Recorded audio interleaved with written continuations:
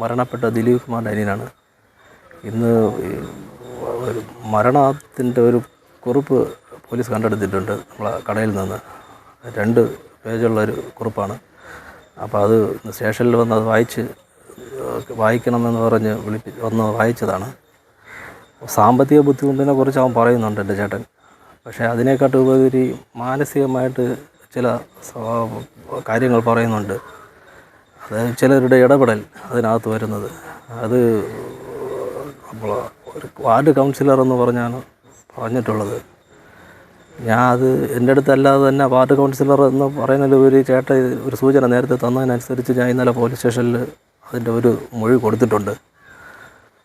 അപ്പോൾ ward councillor എന്ന് പറയുമ്പോൾ നമ്മുടെ വാർഡിലുള്ള കൗൺസിലർ ഉദ്ദേശിച്ചായിരിക്കും ആണ് എൻ്റെ അടുത്ത് പറഞ്ഞു അത്.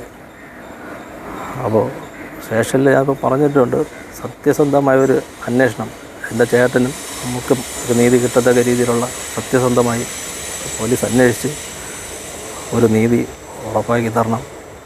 തെറ്റ് കാണിച്ചിട്ടുണ്ടെങ്കിൽ 100% ആരായിരുന്നാലും ശിക്ഷയ്ക്ക് അർഹനാണ്.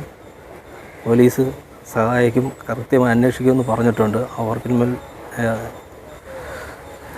വാർഡ് കൗൺസിലർ അതിൽ പറഞ്ഞിട്ടുള്ളത് വാർഡ് കൗൺസിലർ എന്നാണ് പറഞ്ഞിട്ടുള്ളത്. പക്ഷേ എൻ്റെ ചേട്ടൻ എൻ്റെ അടുത്ത് പല സുഹൃത്തുക്കളടുത്തും ഈ പ്രവീൺ എന്ന ഗ്രാമം പ്രവീണിനെ കുറിച്ചാണ് പറഞ്ഞിട്ടുള്ളത്. എൻ്റെ അടുത്തും പറഞ്ഞിട്ടുണ്ടായിരുന്നു.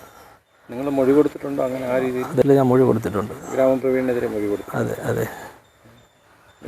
കുടുംബപരമായിട്ടുള്ള വിഷയമാണോ? കുടുംബത്തിനകത്തുള്ള അത് പറയുന്ന കുടുംബത്തിനകത്ത് ഒരു സ്വാധീനമാവാം, അത്